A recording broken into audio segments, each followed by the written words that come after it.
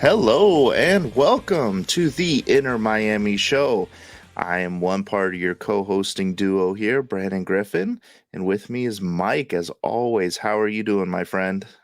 We are 48 hours from the first kickoff of the 2024 season. I know it's preseason. It's preseason, but I am excited. I can't wait. I'm not even going to get to watch the game. I'm going to be out of town, but still excited that we are here and football is on the horizon. Oh, football is back, man, and I can't freaking wait. We get to And see Suarez and Gressel in our kits for the first time, hopefully. Oh, it's going to be amazing. and let's be honest, I'm also excited we're starting on the road, so I don't have to fork over money for a few of these games because I get to save a little money so I can afford CCC matches. But no, we've been looking forward to this. We've been thinking about this. Uh, we're here. We're here, and frankly, we're playing one of the more interesting matches of preseason to kick it off. So excited. Let's do Yeah. this. Yeah, I mean, we'll jump into that matchup as we get into it, but before we get into all that fun stuff, we got to start with the most exciting topic, and we actually have some news, and that's our transfer updates. We A lot have, has a lot happened yeah, today. When we start putting the script together yesterday, there was no transfer updates, and here we got yeah, a whole bunch that happened today. So exciting times, and that's yeah, what you kind of expect right now. yeah, absolutely. We'll kick it off with our first name, which is an outgoing name for Mr. Dixon Arroyo, headed out to Barcelona, not the one in Spain. In case there was any confusion, the one in So, Ecuador. so this was kind of funny, right? So the rumor is Stefanelli's going to Everton, but not the one in England, and now Arroyo is definitely going to Barcelona, but not the one in Spain. I'm just kind of curious Correct. who else is going to leave for a team that's not the team you're thinking of. There's a Liverpool, I think, in Uruguay, I think, or Paraguay, one of the two. So maybe we'll send someone there. Who knows? So this was kind of a surprise to me, frankly. We've been keeping Dixon kind of Not on for a me. leash. If you listen to episode one, I was Okay, right. Mike was it wrong. was it was a surprise to me. I really figured Gregory was the one to move. We were going to keep Dixon. I talked to people that knew Dixon, and he was sitting, holding off, like waiting to see what was going to happen. And then the news just hit from nowhere today. It was kind of, if you're watching Twitter, you saw kind of a post saying welcome to Barcelona. And there was Dixon Arroyo. And then Yeah. immediately checked Dixon's IG and he was saying, thank you. I am surprised. You're not. So you win this round, sir. Uh, but Mm, I think this starts to ask. Now we're into a question. So when we talked about this episode one, my theory was Gregory's out. That is the DP slot. It kind of opens a DP slot for us that allows us to buy down Capana. And we have an open DP slot for Medina, who is your guy, sir, in episode three. And now yep. Gregory's probably here to stay. Now, this could change. There's no guarantees here, but Gregory kind of is the entrenched person. Arroyo was brought in to back up Gregory when Gregory got injured. Now Arroyo's out, so you got to assume Gregory's staying. So does this mean the Medina question might not be as sure as we were 72 hours ago? I think it definitely brings some questions into that rumor. But I do still think it's a possibility because you have to think Medina's a very attack forward or attack minded midfielder, and Gregory's a holding defender in the midfield. So I don't see how Arroyo going out um, maybe affects that. I think we can still see Gregory go out because, as I mentioned before when we talked about it, I do think that there are many viable options for CDM that we can acquire that are still free agents within MLS. And we can bring those guys in who are not going to take up an international roster spot, who are going to come cheaper than Gregory and not require a buy down. So, I think with Busquets and Ruiz right now, I think that's your depth there. I think you could possibly move on Gregory if it meant you could bring in a talent like Medina or somebody like that. So I think it's still possible, but it definitely makes you ask some questions. But you know, We let one midfielder go to which midfield was already pretty crowded. So we'll see. But yeah, I think it definitely does ask some questions because I don't see Campana going anywhere. I don't see that happening, and I know you have some sources that tell you he's staying. Yeah. I did talk to somebody today who's aware of the Campana relationship with the club, and he was very shocked that I was thinking he was going. It seemed like he was very certain that Campana was going to stay. I'm to the point right now where I think Gregory and Campana will stay, both stay. I could be wrong, but we are decent way through the transfer period. There's a lot of stuff that really can happen, but it's felt like if you're watching the rumors, there's a lot of rumors out there. And Tom Bogert had a great tweet today where he's like, every rumor you hear is started basically by an agent, and it's a joke. But I do think we're getting to the point where a guy like Gregory or a guy like Campana, we would have seen some initial movement for. These guys felt to us like very desirable Well, guys, and yet the so I movement's not think, happening yet. and that's true.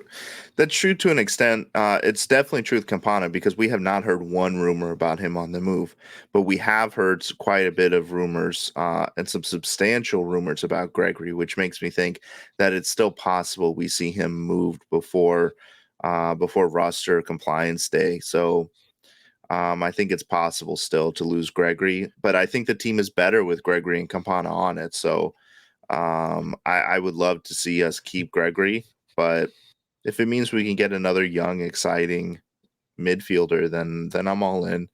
I think Henderson in the front office because at this point, I think Henderson would probably be the one making some of these calls. Oh, Um, hands down. I'll throw in so one more I piece of trust information. Endo. Oh, I'll throw in one more piece of information why I don't think they're moving either. And frankly, it's because, and we'll get into the El Salvador game in a little bit, but Campana and Gregor are both on the plane. They're on the Mhm. travel list. Person like Harvey Neville, who we discussed last time, not getting on the plane. So I think Yeah, that's another reason to me, at least at the moment, I think the club thinks they're staying. Now, again, they could get an offer in a week. That changes things considerably. But I don't think they have offers on the table right now that are selling them. Now, it yeah, could be that they're going to play a lot of them the next couple of games, kind of as an advertisement to sell. And all of a sudden, we're going to see Gregory being a starter this week. I don't think it'll be a surprise. Campana being a starter would be a surprise. But if we see him as a starter, I'm going to start saying, okay, maybe they're trying to give him extra minutes, or there's a starter or a lot of minutes because they're trying to show him off. So a lot can yeah. change, Well, but a yeah, little change today. and I also think, and we'll get into it when we talk about the El Salvador game, but I don't think we should read too much into who's going to be in the starting lineup and who's not because everybody who's on that list I expect to see playing because it's a friendly, so I'm sure it's unlimited subs and do what you want type thing. But yeah, I mean, hopefully Gregory stays. I originally had thought that Mota was probably on the outs because he was not on the list.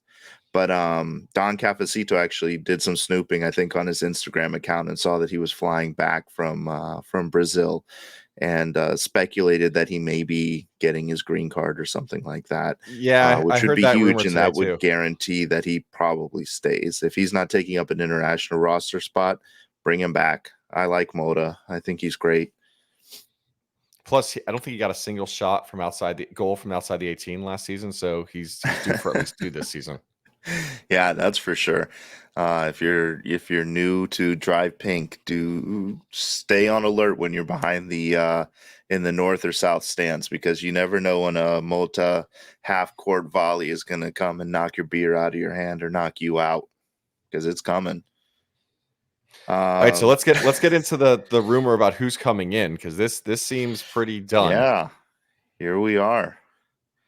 Here we So, are. so reminding our viewers, so we're on episode 4. I think it was episode 2. We got shocked by the news that Kamal Miller, our center back, was out the door going over to Portland.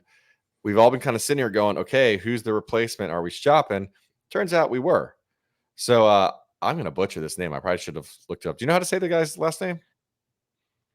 No, I was hoping you did. All I right, think it's so Nicholas Freire. that sounds good. So Nicholas Frere, Freire. it's a 29-year-old Argentinian center back. We are going to be getting a 1-year loan from him from Pumas. He's a left-footed central defender, known for his aggressive tackler and legitimate threat in the air on attacking set pieces. And he made 129 appearances since 2019. This is about all the research we were able to find on him real quick. Yeah, and I mean when you compare him like on the various stat sites like FB Reference or Squawka, as we did earlier, and I know many of you who are listening probably did as well. Um, on the surface, he appears to be an upgrade over Kamal Miller and a lot of the defending attributes. He's definitely good in the air, which is something that this team has lacked since day one. We've never had a defender who was good in the air, outside of maybe LGP. I think he was decent in the air at times, but the one area that I will say he's a little bit lacking behind Kamal in is the passing. He's not as good with the ball, not as good as passing. So, if Tata decides he wants to try and play out the back, I don't see this being a great addition. But I think the motto for this team is the best defense is an offense. I think it's interesting you brought up LGP because I think this is who he's supposed to be. So we talked about it a couple episodes ago that we were thinking LGP was going to come back because he was a former Tata player. River Plate, bought him. They took the option on him and bought him. When I looked at this guy's stats, the couple stats stood out at me. So obviously he's good in the air. He's an attacking defender, which again thinks of LGP. He's fast. The other one is he's good for a little bit more on the fouling side than Kamal was. Seems to be a little bit more reckless. I think he's like 0.3 Yeah, but yellow he's cards not per at game. LGP levels. Well, so it's interesting. I saw two different. I was looking at one stat. I was trying on the stat sites kind of figure it out. One stat was he was kind of near LGP on the fouls. Another stat site had it a little bit less. Kind of confused how stats should be stats, but it did give me the idea that he's probably a little more reckless in the challenge than Kamal. Kamal was great. Like Kamal was not going to foul you unless it was a smart tactical foul. I think Nicholas is going to be a little bit more on the, oh, you did something wrong. I'm going to, here's my studs. I'm going to help you see them. So I am Yeah, concerned about that, but LGP was a fun guy to watch. I'm not going to pretend that I didn't enjoy LGP out there in those short shorts every once in a while. So, I don't know that reckless is the word that I would use to describe him. The stats kind of just say he's I think he's about average for a defender. And LGP, since he left us, has not been quite as aggressive as he was here with a red card every other game. But the interesting thing to me, when you talk about a guy like that, and Kamal was a very thoughtful defender, like he put a lot of thought into what he was doing, and that's great. But I think when you want to run like a fast offense and you want to just be on the offensive, I think it's helpful to have a defender that relies more on instincts than thoughts. And I think a lot of times what we saw, especially when Tata came in, is Kamal sometimes like hesitated, and you would see guys get past him. And I think that just kind of goes back to maybe Kamal wasn't as good in this system as we thought he would be. So hopefully this is a guy who, from what we've heard, Tata wanted. Tata requested this guy. So hopefully he comes in and he's exactly what we need. And if he can be an LGP like Tata had in Atlanta, I think we're set. We've got a good one. Yeah, I couldn't agree more on that. Kamal had so much hustle that he could make up for his indecisiveness, but Yeah. sooner or later that doesn't work. I do think with the experience Nicholas is bringing, we should get what Tata is looking for. I also think, and we'll get into it a little bit. We'll get into it a lot when we talk about the El Salvador match. Start getting into lineups. I expect us to have a very young back line, and honestly, I could very much see Nicholas being the kind of the key to it and being kind of like the captain of what I expect to be a 3-man back line, and on the left and right of him having under 20-year-old guys like learning from him. So bringing experience. I think this seems like a good move. I am a little nervous because I did see on Twitter some of the Pumas fans were not complaining that this happened. So I guess we'll see. Also, this man has spent a lot of time on loan, so there's been some questions of why is he loaned He as was much just as in he's not. Greece, wasn't he? He just came Yeah, back he's from loaned a Greece, I think. lot. So I think we're gonna have to a little bit of wait and see. Hopefully, this is gonna. Everyone, the tweets and the news coming out today basically said this was a done deal already. Tom Bogart came out already and said done deal. So if this is all true, let's assume that he'll fly to the U.S. for medical early next week. Could be on the plane to Saudi Arabia right afterwards. I'm sure he'll have to fly on his own, but hopefully they'll put him in business class because he doesn't get to go private with the rest of the boys. Look, I don't think you put that guy in business class. Well, I'm not putting him. You're not putting him in coach. Yeah. I think you put that guy in first class if you're flying him to Saudi Arabia, or else he's coming for you. That's I a don't know, tough man. guy. A first class at this day and age, a first class ticket makes you a DP player just in that alone. That's true, especially halfway across the world, right? All right. So what do we got next, man? That's transfer news. I'm sure we're recording this Thursday Yeah. night. We're putting up Friday morning. There's a good chance there's more information Friday, even though the boys are flying out in the morning. But yeah, that's what we got on the transfer news for Yeah. today. Yeah. Busy, but stuff that was expected outside of our new edition. I didn't see that coming. Who knew that we were actually going to address a need? So next up, let's talk about some season ticket holder news. So man, I cut you off. That was so rude of me. I apologize. I'm just excited. You're like a driver on 95, man, just cutting the hell off out of me. I'm excited. We have a game coming up, and honestly, I'm excited because I'm going to rant a little bit in this segment. So Oh my boy. soapbox is just sitting down here. I'm going to just step on it. On that I'm note, good. thank you guys for joining us. We'll see you next week. So season holder news. I just kind of wanted to spend a little bit of time here. For those new to the show, which frankly, since we're only 4 episodes in, almost everyone is. Branton and I are season ticket holders. We're day one season ticket holders. Been with the club for a couple years now. We've sat in the north stands and the west stands and the east stands. I've never been in the south. Have you been in the south stands? No, we haven't been in the south stands yet. Nope. Yeah, I've been everywhere else. So, and one of the reasons we started this show was, as season ticket holders, I think it's been a little tough this year. And so I kind of want to cover a couple things in the season ticket holder news, just kind of throw out some stuff that hasn't happened yet that like we're all kind of questioning why. And then if you let us know what you think about us covering this in the comments and tweets, tomorrow, because we'd love to get your feedback. But so we realize that not everybody who listens is obviously local or a season ticket holder, but if you guys find it interesting or you guys that are season ticket holders find it beneficial, let us know. So let me jump in. So we are roughly a month from our first home game. Season tickets are sold out, but a couple things. So first off, there have been no information on parking yet. So 30 days out, no parking pass has been sold, no information. I know I think last year it was $25 a game for like the main blacktop lots right outside the stadium. So I think it was a little over $400.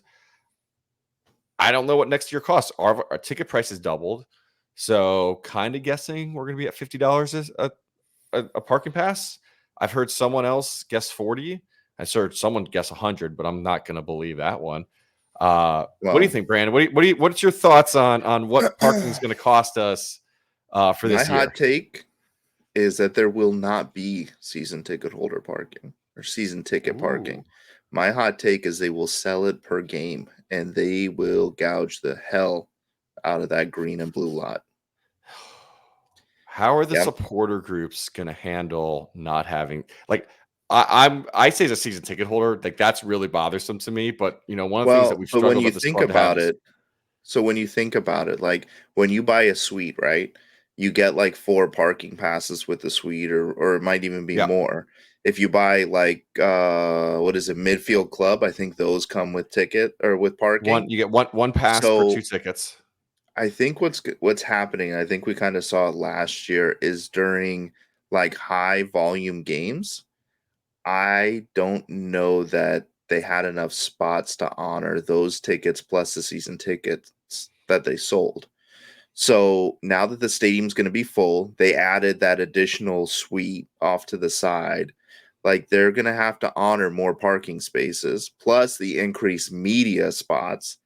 So if I'm the team, I probably just try and give those people the tickets because what people are paying for a suite, like they deserve the parking pass. I'm fine with that.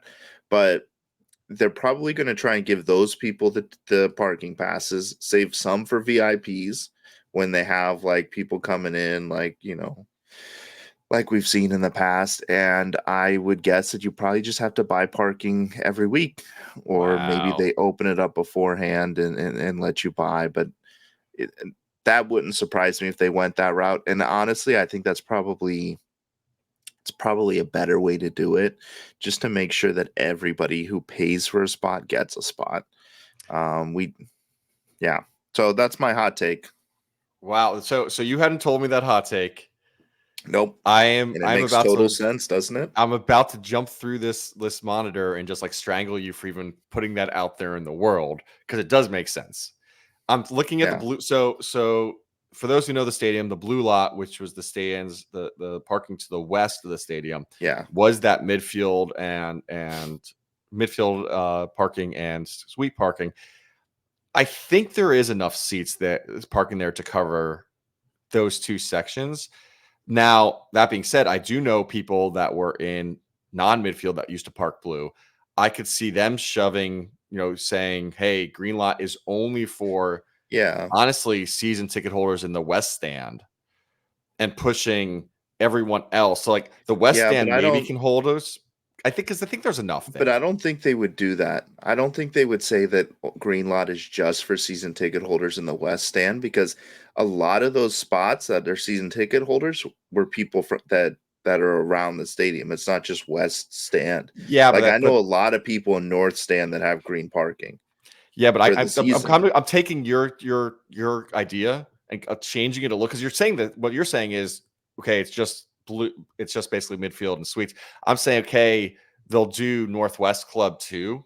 So maybe it's not all West, but like the only way you're getting Mm, parking is through one of these clubs because you're right. Like they've sold every seat, and all of these yeah, people, by but the way, are going to want parking.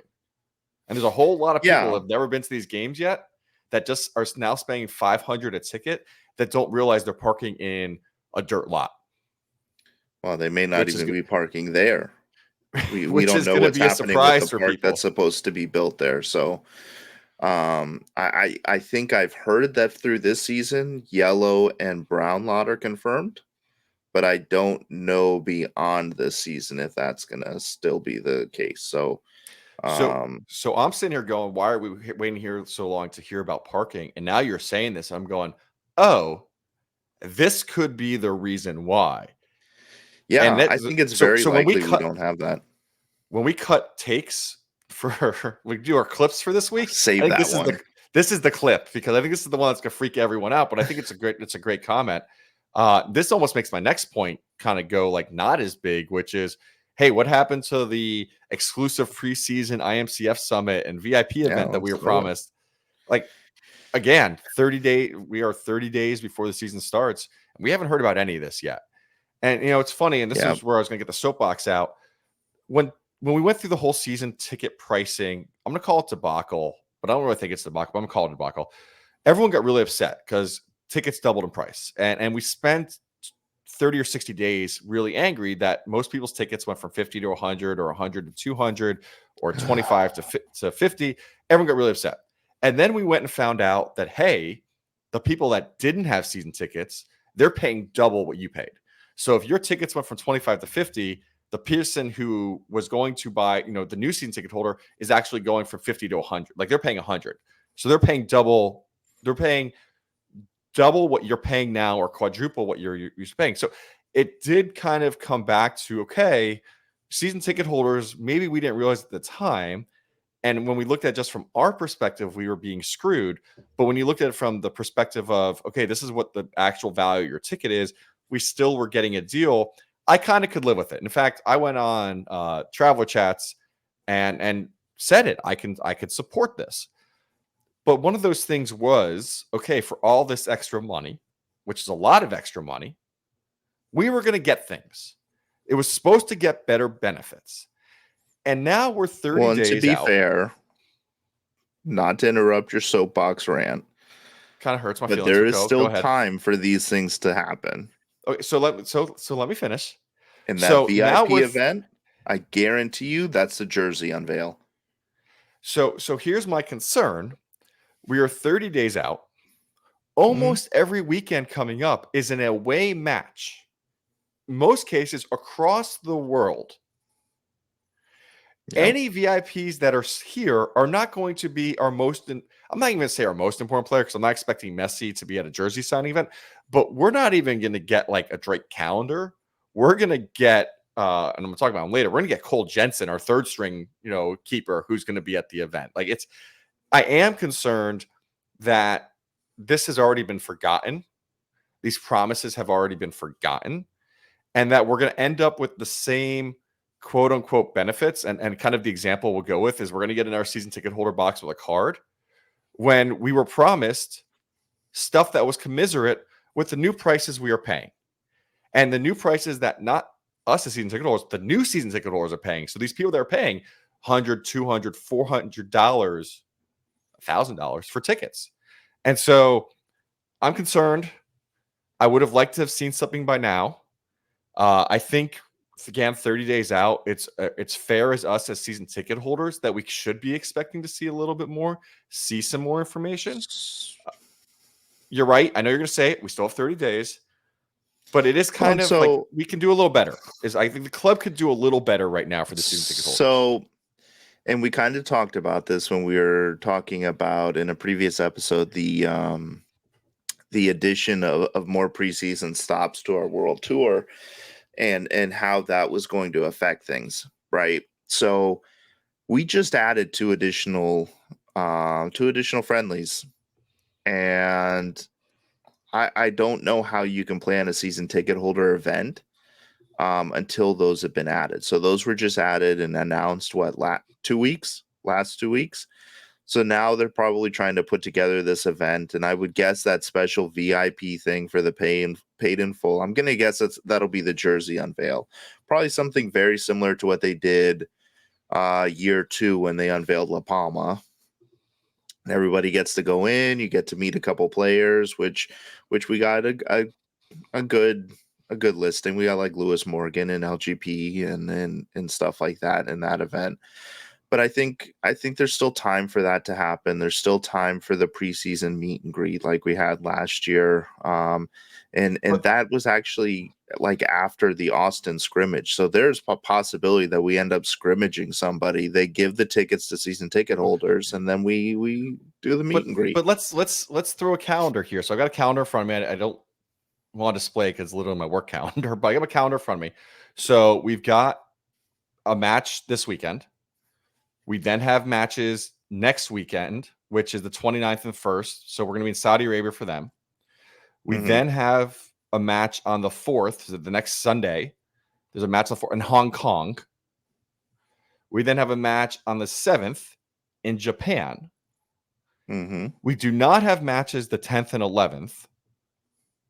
And then we're home. So theoretically, there is a little bit of a lag that 10th and 11th, either 10th and 11th, or I guess the 17th and 18th, the week before our home game, which would be cutting it really close to do a jersey unveil, like 3 days before the match.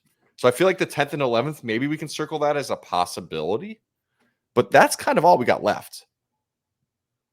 Because we play 15th at home for Newell's, and then the 21st is Salt Lake for the but MLS opener.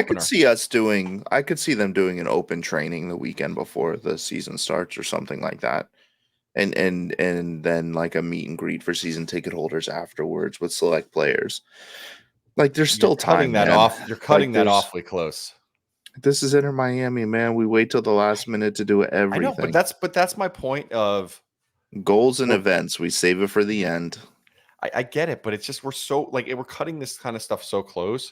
And I think one of our But big it's not hopes so is, close, man. It's really not. Like if they announced it like the day before, then yeah, that's cutting it close. But and who knows? Nobody says that these events have to take place in the preseason. I mean, one of them Maybe I think these was, events take place during like an international window because Messi's not going to be, Suarez isn't going to be at these events, well, Alba's hold not on, going to be hold at on. these events. One of them's literally called a preseason summit. So what that one has to be before. That's not what it's called. Yeah, access to an exclusive preseason IMCF summit. Okay. Yeah, but that's for people who paid in full to renew. Like that's not But everybody. but I'm still saying these are season ticket holder benefits that were put out there. Yeah, so that's going to be, and that probably has nothing to do with any players. I guarantee you it'll be Chris Henderson and like one of the Moss brothers like talking to you guys for like 10 minutes and there you go. No, And you that they paid. get slapped together in 15 minutes. I'm just saying, So like I would like stay to by like. your phones and be ready to drive pink at the drop of a hat. Okay, so first off, I think you know me. I am at any given time ready to drive pink at the drop of a hat. I just think again, I'm this is my rant about season ticket holder benefits. I would like to see some of this stuff get a little more advanced. I'd like to get some of this stuff a little more ahead of time. I think as season ticket holders, with the amount we're paying, which is more than any MLS team fan is paying now in the country, and frankly, as was said many times 6 months ago, more than almost any football, Right, not international but football you fans can't playing in the world. it's not an equal comparison. You're talking about one of the smallest stadiums in MLS. Like, of course, the demand is going to be there to raise the ticket prices. And when you sell 60,000 tickets, you can sell cheap seats for $25 a No, I'm ticket. not, and I'm Like, not you can't complaining about the. compare. Yeah, but I'm not complaining about the price. Like again, that's not my You rant. My just rant were. is no, I'm You complaining that just I were. want the benefits associated with my price. There's a difference. I don't mind paying the money, Listen, but once I've paid the money, I want the thing I paid for. your benefit is you'll actually be able to resell your tickets this year. It won't be like previous years where we just had to But eat I the don't want to cost. resell my tickets. I want to go to games. And that's All actually a right, fact. You well, know me. You know I anybody who hate bought the selling tickets tickets. off mic on Ticketmaster, please expect a refund. He wants to go to those games. I okay, I've sold one game. I cannot make one game this He'll year. be out of I've already town. sold that. Okay, it's to be fair, Besides he'll be that out one, of town. I have never sold a game I could go to. Like I've always every game I've ever sold, I couldn't go to it for whatever reason. Now this is becoming a personal attack on Mike. I don't appreciate it.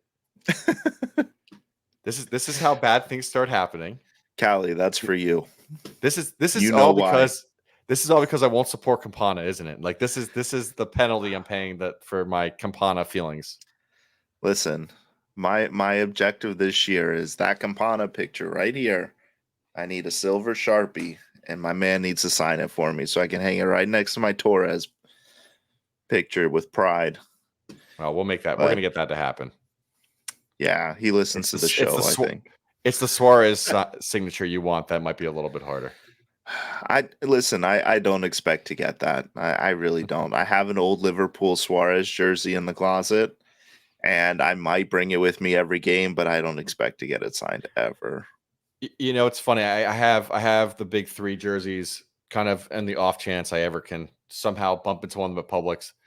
And I was been planning to get the Suarez one. I was going to get the new pink one because you know how big a fan I'm of the vertical. And then my boy Eric today was convincing me that even though I own a La Noche, but I have the XBTO La Noche, I need the Royal Caribbean La Noche. And I'm like, Suarez is going to look really good in black. And like, maybe I do need the black La Noche with the silver Sharpie. Like maybe that's the way to do it. Maybe it won't look as good as my my Liverpool kit, but Anything looks better than a Liverpool kit. Anything. Yeah. It's not even questionable. Yeah, okay. My I'll take the heat while my I'm at the tissues top of look the better league. than it. All right, let's move on. Chelsea's and just on being that Chelsea. note, let's talk about Chelsea's our doing next Chelsea match things. coming up. El Our Salvador. next match, El Salvador. So let's break right into it, man. What are you feeling? What do you think what do you think's happening? I'm going back to something you said when we first talked about this match, and I think this is the most I was important right match. multiple times. I love it. You are. I'm Team Brand today. This is the most important match of the preseason, and it kind of sucks. It's our first match, but this is the match that's going to give us prep for CCC. Mm-hmm. And I think it's huge. I think that when we get into it, our young guys are going to get experience with as hostile a crowd as possible. So let's jump into first off where we're playing. So we're playing at Estadio Cuscatlán. Man, I am a gringo, man. I Oh, cannot I pronounce these love it. things. There's a picture. It can hold 53,000 fans, 53 Mm-hmm. hostile fans. On May 20th of 2023, 12 people died at that stadium because of a crowd rush due to fake tickets being sold and not enough room. This is hostile and loud, and I'm making light of death, so I apologize. I didn't mean to do it like that, but just kind of my point of this is going to be the kind of crowd we can expect in CONCACAF. This is going to feel Yeah. like a World Cup qualifier. I don't remember if there's World Cup qualifiers where our guys are sitting there trying to take corner kicks while there's SWAT guys behind them with shields raised because someone's throwing a cup of piss at them. This is what our guys are going to kind of see. And now I get it to be a little Yeah. different because it's a Messi game and people are to cheer on Messi. But when David Ruiz is taking a corner kick, they ain't going to be cheering Messi at that moment. So I think from a player getting him used to the atmosphere, getting used to it, this is going to be huge and will probably be worse than anything they'll see in CCC, which is the exact kind of thing we're going to get like some quality out of. So super excited. On the game perspective, I actually didn't realize how bad El Salvador is. I knew Mm-hmm. they weren't great. They haven't, according to ESPN, they have not won a match since June of 2022. In 18 months, the team hasn't won a single soccer match. And you can let the audience know how you really feel because El Salvador, you are not on the list of countries that listen to us. So until you fix that, I'm gonna let Mike talk shit on you. I'm not even saying bad. These are facts, right? Like you have, No, it's true. they played Trinidad and Tobago, your family's team, Thank twice you. in September and lost both times. They're currently Mm-hmm. bottom of the table for Nations League. They're 0-1-3, I believe. I saw earlier. They're bad. And so I kind Yeah. of, when I originally was looking at this going, okay, for us being a new team, we could have some trouble with this team. I kind of looked back and said, okay, I think they're going to score on it. We'll get into the final, like my final estimation, kind of the end, but they're going to score on us because I think we're new and young. But this is more about crowd experience and player experience than actually us losing. Like if we were to lose, I think Tata's going straight back to the drawing board and going, what the heck? Yeah, I don't think so. This is the first preseason game. This is like if we go out and we play the Rowdies and the Rowdies beat us. I know It is what it the, is, the man. Rowdies are better than this team. And that's not meant to No. be an attack. First off, how dare you attack the Rowdies? Like, I I hope a didn't Rowdy attack the fan. Rowdies. You implied The they're Rowdies are not as bad. good as a national team. Like I'm okay with that. I Like think they're better than El Salvador. again, someone from El Salvador, please start listening, and I'll have Mike stop talking shit on you. No, But well, I guess in that case, I'm not complimenting them. Now, the only team that seems to struggle with El Salvador, to be fair, is the U.S. men's national team. They only beat them 1-0 in World Cup qualifying, but I think everyone else seems to yeah, do but pretty well with I them. think, but it's preseason, man. Like everybody has this notion that we have to dominate in preseason to be good in the regular season, and Tata's going back to the drawing board if what he's trying doesn't work. No, Like that's not what I'm this saying. is not that you just said. You No, I'm just saying said Tata's going back to the if we drawing board if we lose, lose. I not don't I didn't think say we're so, not going to man. No, you said if Because I'm expecting to these guys, dominate them. I don't these think we're guys going to have dominate trained. them. These guys have No, trained for like a week and I then they're get that. I going into agree this with you. hostile environment. If they don't win, if we lose 3-0, Tata is not going back to the drawing board and Oh, he saying I have is. to change my formation. No, he's not. Yeah. No, he's not. Listen, You I'm have not guys saying we're who have not played in months and they have a week's worth of training and you expect them to go out there and dominate a national team. no. Stop saying the word. I didn't say dominate. I think this will be moderately close, but we're not going to lose. Losing is a problem. Even See, I get it. Brand new preseason game, brand new team, preseason but months. you I agree can't with look everything you're saying. You can't But we're look at not preseason games like wins and losses. You can't. That's not the what preseason games El are about. Salvador hasn't won in 18 months. It doesn't 18 matter months. because It El does. Salvador is going to put forth their best team to go out and get us. We are probably not going to play our best team for more than 30 Okay, minutes. let me revise this. If our first team players, who I expect to start, don't put up an effort, that's if they played the full 90 would have won. My Okay, statement stands. Now, but if you that's what if you preseason pull, games are for. It's about the effort and it's about the matches and it's I about get getting the that, but legs loose. It's not about win or loss. Like it still you it still can't is. no. You can't Yeah, like no. It's preseason. It's just barely above practice, man. Like I get it.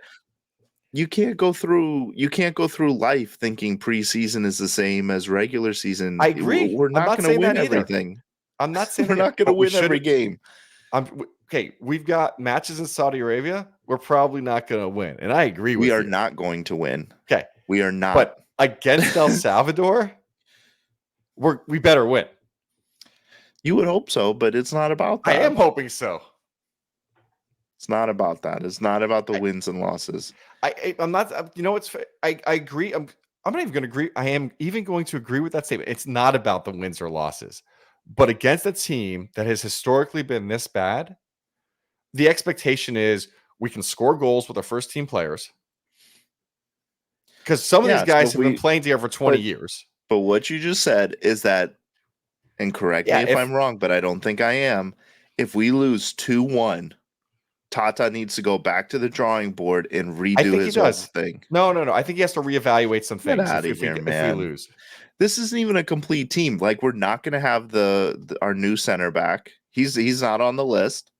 We won't have him. We won't have Malta. We won't have Calendar. We won't have Negri, Harvey, or Robbie So by the way, Robinson. I think you just covered all the Like another piece we had to say about it. So we know not everyone traveled. So right. Drake Callender's at U.S. Men's National Team camp. So we're gonna play with Dos Santos or Jensen. Is that what's Yeah, his name? those are the two keepers. You know, we don't have Mota. Harvey, as we've talked about, is gone. Gomez is with Paraguay U23. Who are we trying to find out the list of everyone else in front of us? We are definitely going to play without a few players. Yeah. We the So big four went. Gressel went. The majority of players who are projected to be our starters are there. Now, as you mentioned, we do not know the sub rules. We don't know if it's unlimited subs. We don't know if it's 10 subs. We don't know if it's sub in, sub out. Always a possibility. We don't know rules at all. Frankly, almost nothing's been shared. We do know, by the way, from last we episode, barely know it was going to be played. right? Like we now know it's going to be on MLSsoccer.com. It's not going to be on Apple TV. We just found out that I think yesterday. Joe Yeah. G, one of our listeners, shared that back to the group, so we shared that out. So we now know that, but we don't know a lot else. So I think, like to your point, by minute 20, we could have nothing but IMCF2 players on there. Not a lot So of I get Inter it. Miami 2 players went.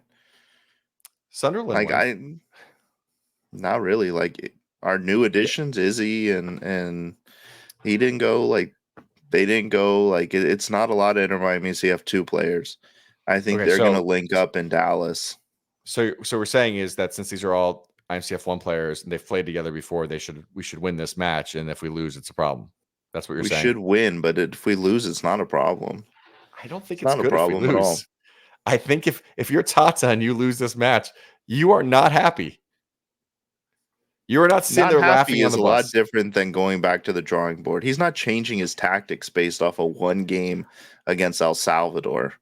I think he's going, hey, do I have all the right players like I think I did, or do I have to go back to Chris Henderson and say, He hey, we doesn't really need think a this new. is not the complete roster.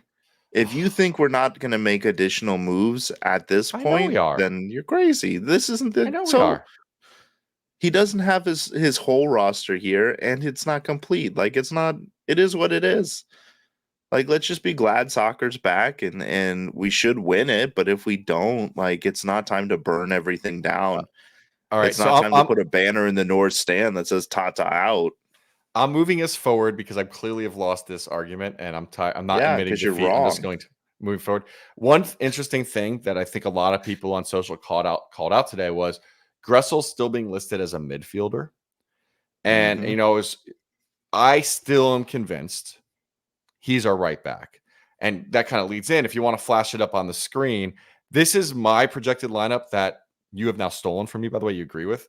So for everyone to see, so starting at keeper, I think it's going to be Dos Santos. Obviously, Calendar is our current starting keeper. He has not made it.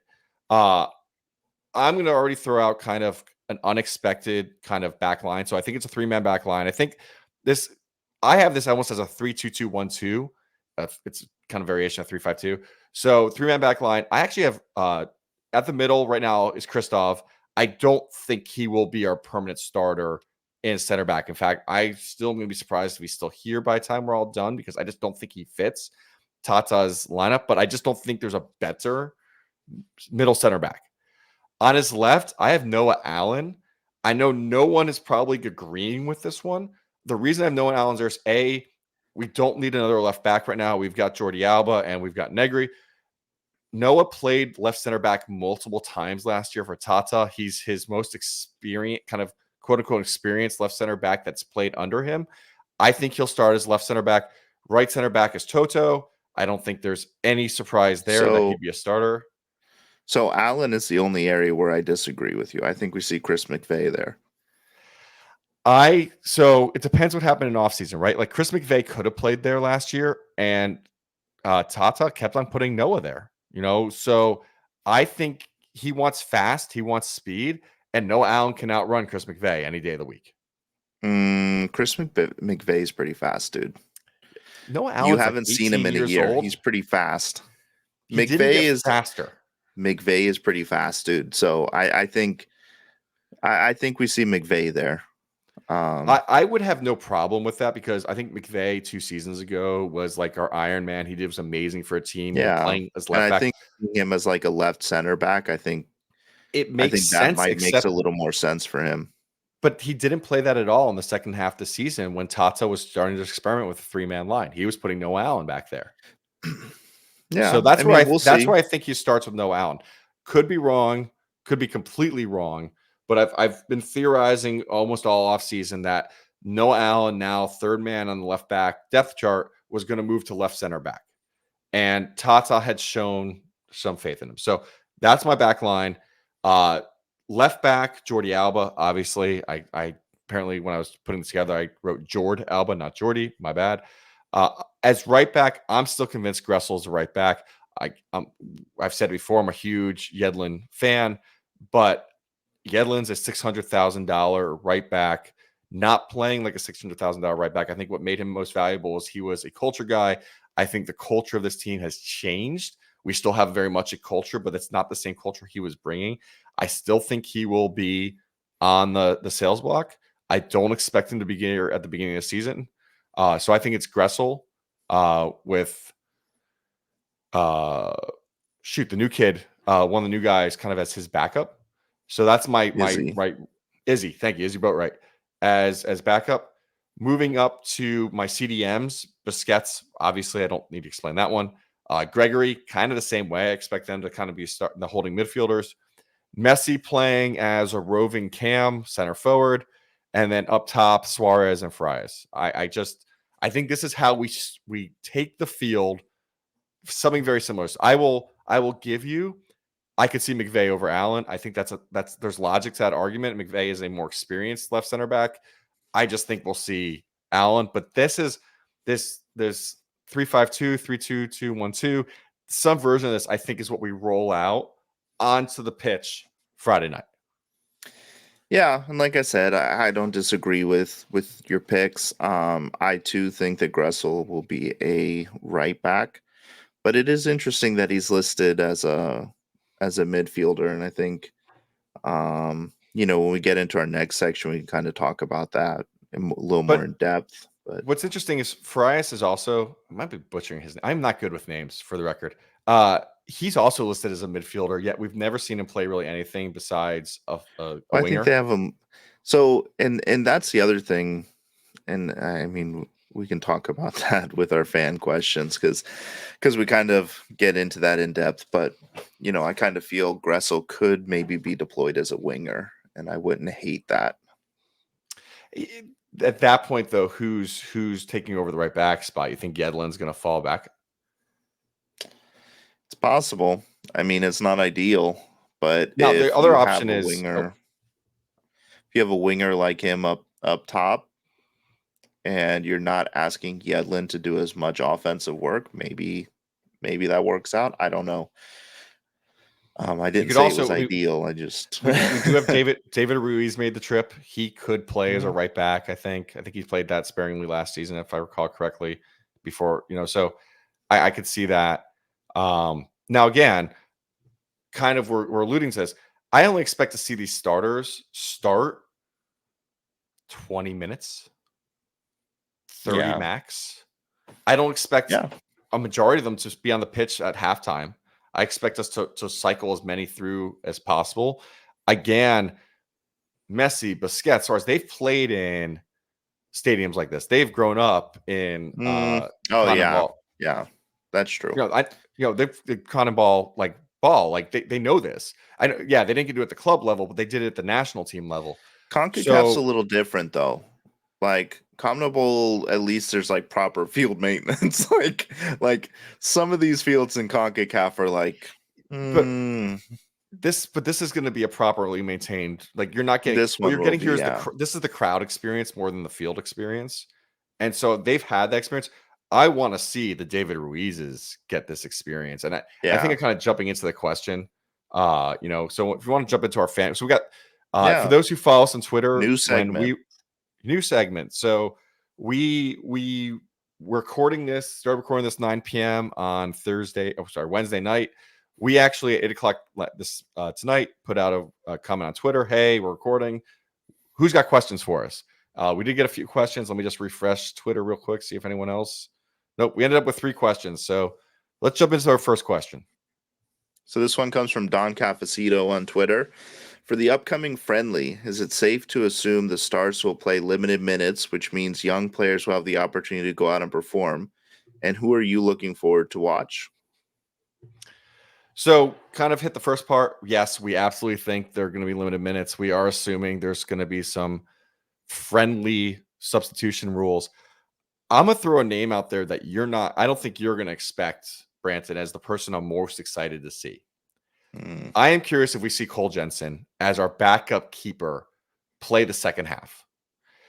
And I say that's this interesting. as you so rarely get your backup keeper into games, but Not even like considering backup. considering everything we're about to go through with CCC and Leagues Cup, having that backup, get in for a little bit, get experience, I think is really important because you don't want him to get this experience when it matters. You want him to get some Right. experience. So we haven't seen Cole Jensen ever play before. I would love, even for 15 minutes, I would really like to see him get on the pitch. I'd like to see what he can do. I think that would be really exciting for the team to just like, hey, let's gain some confidence in this guy, or if worst case scenario, don't gain confidence, but learn something from that. So I think he's the one I'm most excited that you could see. I'm not guaranteeing we'll see him. It's you're asking a lot. And again, it depends on the substitution rules. But again, when I think about the importance of this El Salvador game on giving experience to our players, your keeper walking into a hostile environment that's actually one of the guys who most gets impacted by it. Love to give him some time on the pitch to get that feeling. So I could absolutely see him getting some minutes, especially if we're assuming that the calendar rumors that we heard earlier in the offseason, have gone away. So if there's still a possibility of moving calendar, you want to see what you have in CJ Dos Yeah. Santos and Cole Jensen. So I think that's a great shout out because it's not somebody I would have expected or somebody that I would say, but yeah, I could see that happening. You know, my person to watch, and so to kind of answer part of Don's question is, I don't think that we will be seeing a lot of the young guys get a lot of minutes because not a lot of the young guys are on this roster. From the homegrown perspective, like we've got David Ruiz, Kromaski, and Noah Allen. That's it. Like a lot of the other homegrowns didn't make the trip. But a guy that I really want to see play with the first team is Lawson Sunderland. He's played very well for Inter Miami's too, and I think seeing him play on the first team will be interesting because towards the end of last season we saw him start getting added to the roster, and a lot of that was due to injuries and stuff. But I think part of it too is Tata sees something, and kind of like Tata likes Robbie Robinson. Sunderland might be a hidden gem that we've had in our pipeline. So it'll be interesting to see him get a shot. And I would like to see him play if possible this trip. I like it. So yeah. Two good out of the box questions. Or answer, I should say. Next question from Mateus Torres. Do you think Gressel will be fielded or played as a right back or center mid, kind of like Kyle Walker to strengthen the middle right field or midfield and the right side of the field? I mean, we answered this a little bit earlier. I am convinced he's going to start as a right back. I'm convinced Yedlin's not long for this team. I'm disappointed by that. Told the story, I think episode 1, that the last game last year, my goal was to get a Yedlin autograph because I kind of saw some writing on the wall. Yeah, and that I autograph do. cost us Kamal Miller. Thanks a Yeah, lot. yeah, it might have. I will kind of circle back to your statement earlier. I could see via substitutions him then play a higher level spot too. And I could see those substitutions happen earlier than later so that we get a little bit of chance to see him in the midfield with Messi too, to kind of see like, hey, how does Messi and Gressel linking up at like work? And maybe like we see right away, okay, wait, that's awesome. They have composure right away. Maybe we do need someone else different at the right back spot. So that's what I'm thinking. But I do think he starts as that right back. So, and Mateus, thanks for the question because that actually kind of got me thinking. Like, I didn't make that comparison to like a Kyle Walker or even what I've seen a lot of with Trent Alexander-Arnold playing in the midfield, who's a natural right back who offers a lot more on the attack than most right backs. So I mean, could I see it happening? Yeah. I mean, we're seeing it happen around the world with other players. So it's possible, but I still expect him to be the right back primarily. I think he offers a lot defensively that I think kind of gets swept under the rug because he is so good offensively. It's So it's possible, but I really do think he's more suited to being a right back. By the way, it's worth calling out here. There are people that passionately disagree on this, that they're passionate that he's a Hmm. center midfielder. I think that's where we're feeling where it's going to start. But like we could be there's very different opinions all over as to Oh what he's yeah. going to play for this team. I know there's some people I highly respect that have been like, he's a CM. He's going to be a starting CM right there with Busquets. I just think, as we've said, our center midfield is so crowded. We didn't Hmm. buying another high value CM didn't make sense. Buying a high value right back in a three, when we're playing a 3-5-2 or three, a wing with wing backs really made sense. And being that we keep on saying our defense is a good attack, having two super strong wing backs, one of which is Jordi Alba, and whoever's playing this right back position is just going to be lethal. And that's where I'm just convinced Gressel's coming in as a right wing back, not a right back, more of a right wing back. Yeah, and I agree with you. But regardless of where he plays, I think he makes the team better. Oh yeah. In where just having him on the field. So, I know we're episode 4, but I've been a big Gressel fan for a long time, and so I'm really glad that he's here. So, I don't know if you um, saw there was yeah, a tweet earlier. I guess he had a quote that basically said like he came here to compete for 4 trophies. The irony, people are asking like, hey, we're up for 5 essentially. So which one don't you want? But he came here he won a trophy obviously last year with I Columbus. think he, yeah, I He think he's wants them talking about all Open now. Cup. Yeah, I'm guessing he was he was talking open about cup, the one he doesn't want, but because we haven't heard that MLS is back in that. So s- true. You could also be saying like, hey, supporter shield might be tough with all these games. But anyway, the fact is he's here to win multiple trophies. So he's a competitor, and I think he's going to make us better, and I'm excited for that. So it's a great same. question, and frankly, it's all speculation. We're going to find out on Friday what the first look looks like, and then over at the preseason, I have a feeling we'll see him play both Yeah. roles. Yeah. And on to our final question of the night is who's our best player coming off the bench and why is it Campagna from Joe G? Okay, so not saying Say it. Campana, Say not it. saying it. Say it. I am excited to see Campana come off the bench because I'm tired of hearing he doesn't get the time to play. But I assume he'll come off bench fairly quickly. He'll be one of the first kind of subs in. He'll get a chance to play with some of the majority of the first team. I think he'll have a real chance to play here. I'm going with Kremoski, and I'm gonna tell you why. Kremoski is an up and coming U.S. men's national team player who has a chance to play in a CONCACAF stadium. I think for him, this is one of the most exciting games he's going to get to play, like from a training perspective. And so he's going to this is a chance for him not only to make a case for Tata, it's a chance for him to make a case for Greg Berhalter. And so I'm excited to see him come in. Don't give. I'm assuming you're. So if you can't, those who can't see, Brandon's making mean looks at me right now, and I'm assuming it's because I just said Berhalter, and I know you do not like Berhalter, but That is correct. Ben Haas wants to make that U.S. men's national team. He's got to impress Greg.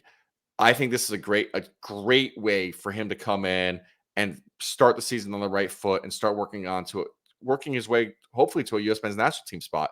So I am excited for him. This is not best, but he's the one I really want to see, come off the bench and make the biggest impact off the bench. So of course it's Campana. Uh best looking guy on the team, best player coming off the bench. I think we're going to see a new level of Campana. We really didn't get to see him play a whole lot with Messi last year, so I think we're really going to get to see something special this year. But kind of following in Mike's path, like going off the beaten path, I think a guy that's going to be very important coming off the bench in this match in particular is Ryan Saylor. I think our move to loan a center back shows us that we are not going to go out and find permanent replacement for Kamal Miller this window. I think if anything, we maybe bring another guy in on loan. But I don't see I think the loan move says this is your one center back and we're good. And this is who we're rolling into the season with. And if that's the case, guys like Sean McVay and Ryan Saylor are going to be crucial to our success. Chris McVeigh. Chris McVeigh. What did I say? Sean McVay. Oh, I'm thinking NFL already. I'm not saying you're way off on that one. Yeah, no, Chris McVay and Ryan Saylor. I think those two guys are important. I think, like I said, I think McVay starts, but I think Saylor coming off the bench is going to be important because, like we kind of talked about, these guys were guys who have not really played a lot for Tata. We did see Ryan Saylor included on match day squads towards the end of last season, so hopefully that means that he's in the plans. But I think getting those center backs some more experience is important, and it's going to be part of what keeps this season successful. Yeah, I think the importance is there. Definitely, kind of going to Joe's question was best. I think Kremoski, I can make an argument, is one of the best players coming off the bench. I don't think Ryan Saylor or Chris McVay is one of our best players coming off the bench, but I think it's important they do. I Yeah. do think they're playing for their jobs a little bit, or at least on Mhm. this squad. I think both Chris McVay and Ryan Saylor, there can be arguments with the kids up and coming behind them that if they don't play their hearts out, those kids are going to get their backup spots. And so, or even starting spots. So I think they're playing with the most to lose. Like, Yeah. kind of the inverse of what's being asked. It's like if they don't play their best, it's going to go against them. I think Yedlin's also in that position right now. He's playing with something to lose. That if Hmm. Yedlin comes off the bench and has a fantastic game, which again, this is a man who's got CONCACAF experience. He's played in this kind of atmosphere before. He could have a heck of a game Friday night. But those guys are really playing with spots on the line. And they're advertising. That's possible advertising for other positions at M1 or other teams in MLS. Yeah. Yeah, I think those are all good points. And then Mike wanted to talk about this because we mentioned it last show. So before we wrap up, just real quick. Wait, hold on. Oh, Brant, what's your expected score? What's your final score? I don't oh, care if you don't care if it matters or not. You gotta come out with expected score. oh, I'm gonna go 2-1 us. Okay. I'm going 3-2 us. I think there's gonna be it's neither team's very good. I think both our keepers don't have a lot of experience. I think we will be scored upon. I don't think necessarily that's a bad thing. I think this is kind of the start of our best defense is a good offense. Yeah. I also think there's a chance we're going to start right off the bat scoring goals. So I think this is going to be a 3-2 match. Close, like I said. I don't expecting us to destroy them, but it's going to be we're going to outscore them. Yeah, I would expect us to win, but even if we don't, you know how I feel. It's not a big deal. So, before we move into that, or after we've talked about that, let's move into our final subject for tonight. And we're going to be talking about kit room. No, just kidding. No kit rumors tonight. But we are going to be talking about the hoodie update real quick because at the end of last episode, we teased it and I didn't have the photo ready. But we have it now. This is the hoodie. It's good looking. But so I actually did some research real quick. I did some research. It's not a hoodie though. I don't know what it is, but I want it. It's a jacket. The zip goes from the top to the bottom. It's a jacket. But it could be a zip hoodie. So last year hoodies do not have zips. Sorry. Full zip hoodie. That makes it a jacket. But it's got I'm telling you, when this hits MLS.com, it's when it hits the store, it'll be a full zip jacket. Okay. That's a bet I'm willing to get in on. Let me say this. So I went to my shopping history last year. I bought the Anthem jacket, the reversible pink black one, the day it came out last year on Adidas.com. I bought it on February 2nd. So I know quite a few people out there have seen this jacket and have been wondering when it's going to be available. If we use last year as history, it should be end of the month, kind of very, very beginning of next month is when I think we can kind of expect it to go on sale. I think it's a hoodie, and I love it. So whatever you're going to call it, it's awesome. It's got a pocket. I don't know if you can see great from the picture. Right underneath the Inter Miami logo, there's actually a pocket. I love pockets up on the chest. This is going to be my new favorite hoodie for the rest of the year and beyond, and I'm super excited for it. Yeah, it looks like a nice jacket. I'm all in on it. I'll get one for sure. It looks comfortable. I like the subdued Adidas logo. I love a good pocket, but not a hoodie. By the way, interesting. Adidas went back to actually having the word Adidas on it. So I did find that super interesting. You can't see it great in this image, but it's in some of the other images where Adidas for the jerseys had just gone to the logo without the three stripes. The writing, just the three stripes. And they had sold all the merchandise last year with just three stripes. This year, we are seeing three stripes with the Adidas scan. So I thought that was kind of interesting. I don't know what that means, but I don't think it means anything. I think it kind of gives it like an old school kind of feel. I think that's maybe what they're going for, but could also mean that somebody screwed up the order and they said, "Oh, just throw it on there." So before we wrap up, one more thing. I think this is exciting. We ordered Inter Miami show stickers. So we're getting ready.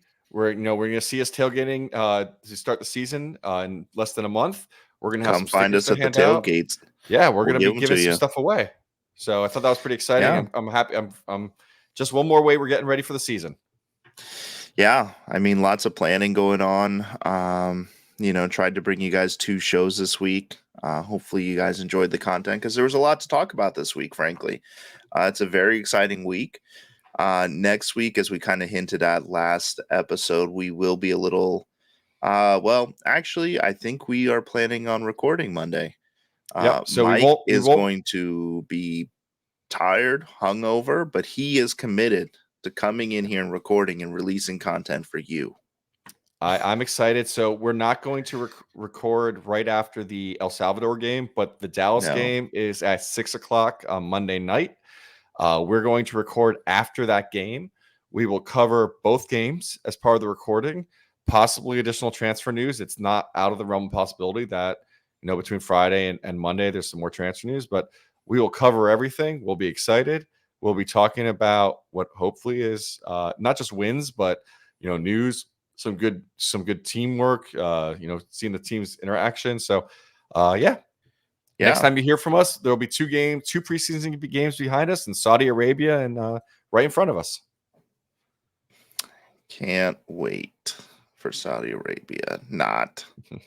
But anyway, thank you guys for joining us on episode 4 of the Inter Miami Show.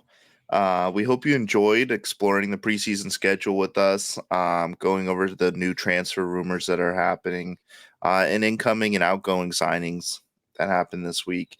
If you enjoyed the show, please continue to share with your friends and family who might be interested in this. Um, we're seeing our audience grow a lot, and we really appreciate all the support. We've been getting a lot of great messages, a lot of great feedback. And as you guys know, like, we're listening, we're trying to update and do improvements and things like that. Make sure to follow us on Instagram, on Twitter, on YouTube at Inter Miami Show. If you're watching us on YouTube, please subscribe, like the video, and hit the bell so you get notifications when we post videos, when we post shorts, and eventually when we go live, because that is coming as well.